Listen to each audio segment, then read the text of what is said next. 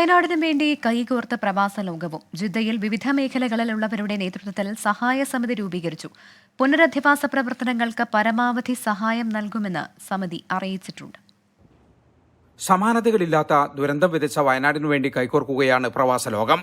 വയനാട് ജില്ലാ കൂട്ടായ്മയുടെയും ജിദ്ദ കേരള പൗരാവലിയുടെയും ആഭിമുഖ്യത്തിൽ കഴിഞ്ഞ ദിവസം ജിദ്ദയിൽ വിളിച്ചു ചേർത്ത യോഗം ദുരിതമനുഭവിക്കുന്നവരുടെ പുനരധിവാസ പ്രവർത്തനങ്ങളിൽ പങ്കാളികളാകാൻ തീരുമാനിച്ചു.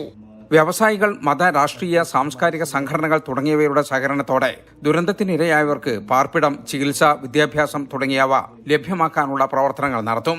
പ്രവർത്തനങ്ങൾക്ക് നേതൃത്വം നൽകാൻ മൻസൂർ വയനാട് ചെയർമാനും സലാഹ് കാരാടൻ ജനറൽ കൺവീനറുമായി സമിതി രൂപീകരിച്ചു. ഷെരീഫ് അറക്കലിന്റെ അധ്യക്ഷതയിൽ നടന്ന പരിപാടിയിൽ ജിദ്ദയിലെ വിവിധ സംഘടനാ പ്രതിനിധികൾ സംബന്ധിച്ചു.